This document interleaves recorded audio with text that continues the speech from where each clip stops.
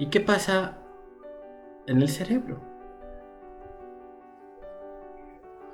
Pues hay muchas investigaciones y estas investigaciones se remontan desde el siglo XIX y sin embargo hasta ahora hay una comprensión un poco más completa de las bases biológicas del habla. Sin duda unos de los pioneros son Paul Broca y Carl Wernicke, los cuales en el siglo XIX se hacían preguntas con respecto a los problemas del lenguaje y descubrieron ciertas áreas cerebrales correspondían a ciertos daños que habían en el cerebro, correspondían a ciertas dificultades en las articulaciones o en la palabra. Conocemos la afasia de Broca porque esta es un daño en el área del lóbulo frontal y comúnmente es un habla forzada, torpe, oraciones breves. ¿Qué es lo que pasa en la afasia de Broca? Eres capaz de comprender lo que otros dicen, pero no eres capaz de pronunciar lo que tú quieres pronunciar. O si lo haces con mucha dificultad, telegráficamente, tartamudeando, diciendo una palabra, como hablan a veces los niños, una palabra y otra palabra, y aparentemente sin contexto.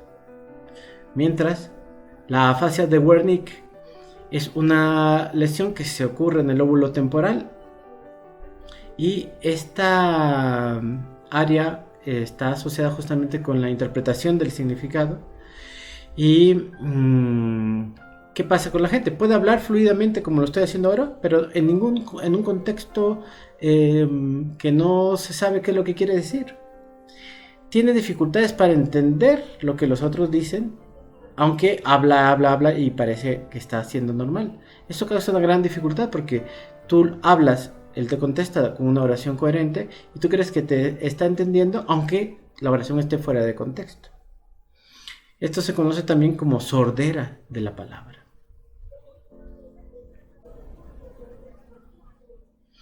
En el foro 3 vamos a ver los siguientes videos. Uno corresponde a afasia de Broca y a afasia de Wernicke. Y siguiendo con el cerebro y la percepción del habla, vamos a ver las investigaciones más modernas al respecto.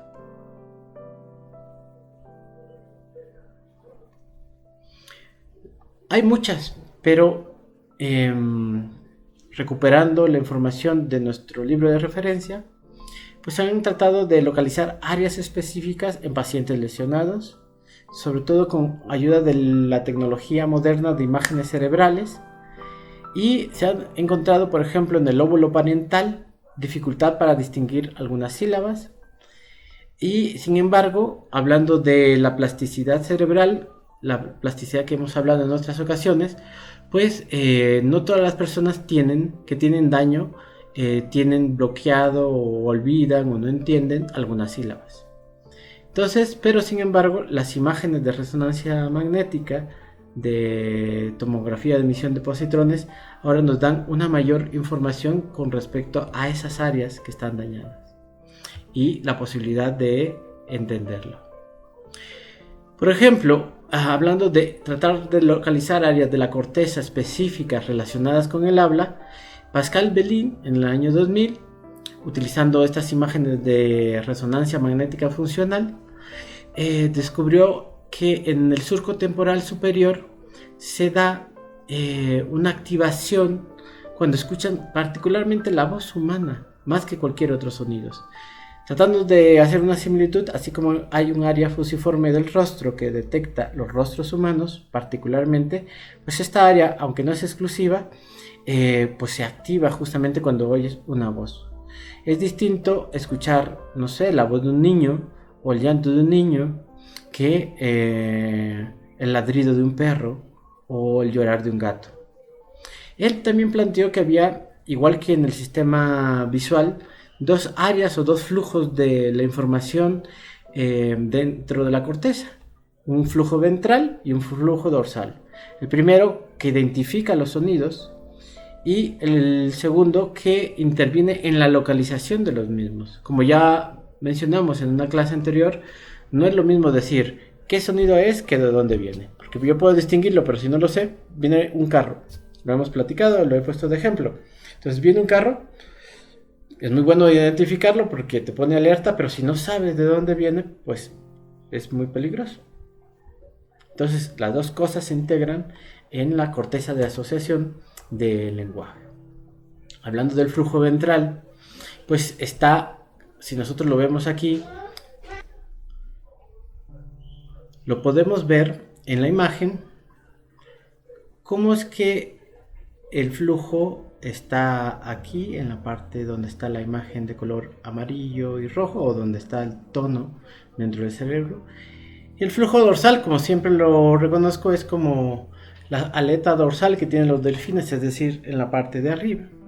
Y cómo es que se activa cuando se utilizan la señal acústica que trata de distinguir los movimientos para producir el habla.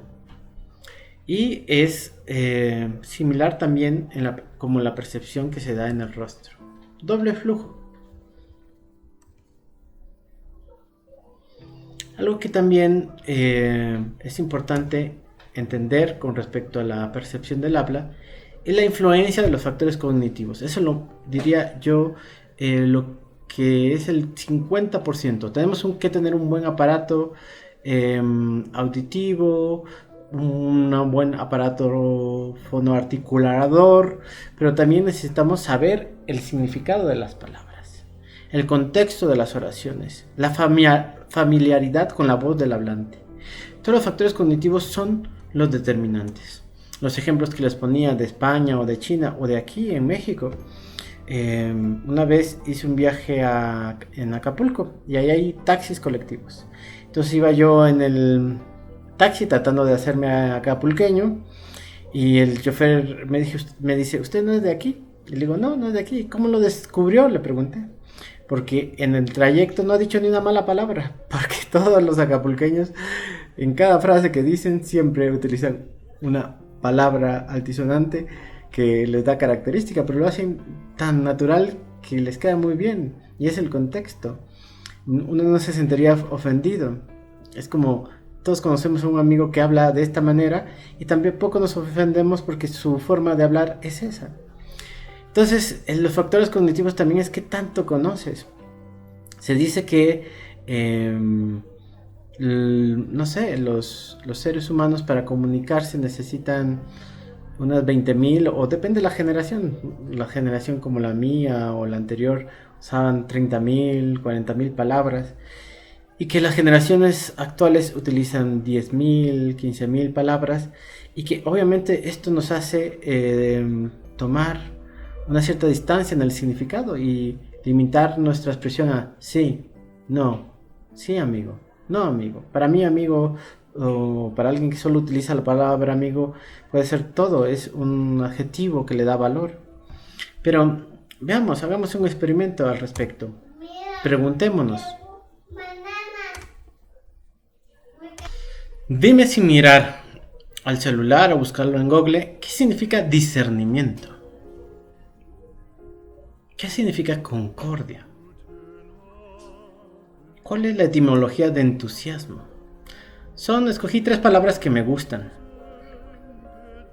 Pero si alguien lo utiliza, no sé, si yo pongo en un examen final, y para ti, ¿qué significa tal palabra? ¿Qué dirías? O si lo utilizo, usa tu discernimiento para contestar estas preguntas, ¿qué dirías? Discernimiento es saber distinguir entre, dice el texto en latín, entre la semilla y la cáscara de la semilla, lo que es útil y lo que no es útil. Concordia es una palabra también de mis favoritas porque significa corazón con corazón. El cordias es corazón, entonces poner los corazones juntos. Entonces cuando alguien tiene concordia es una forma de decir empatía, es una forma de decir cuentas conmigo.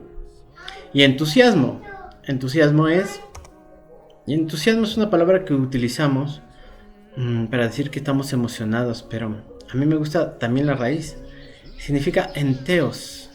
Cuando haces algo entusiasmado, estás en Dios, en lo sagrado, en algo que le das una importancia primordial.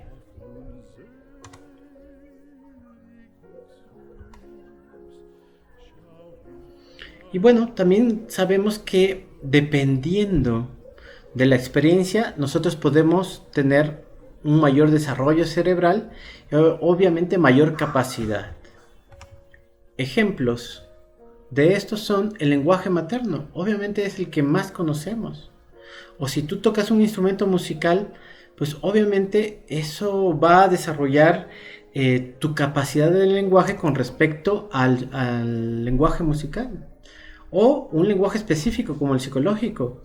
¿No les pasa que a veces escuchan a los doctores decir algo y no lo entienden? Y los doctores creen que están hablando de una manera que todo el mundo va a entender.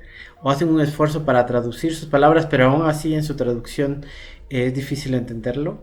Es lo mismo que nos pasa a nosotros. Entonces, si alguien tiene transferencia, o alguien tiene empatía, o si alguien utiliza una emoción, o si podemos decir, pues tiene plasticidad dependiente de la experiencia, eso es un conocimiento específico que depende de lo que nosotros hacemos y de lo que nosotros hemos estudiado o de lo que hemos practicado, como en el ejemplo de la música. Entonces,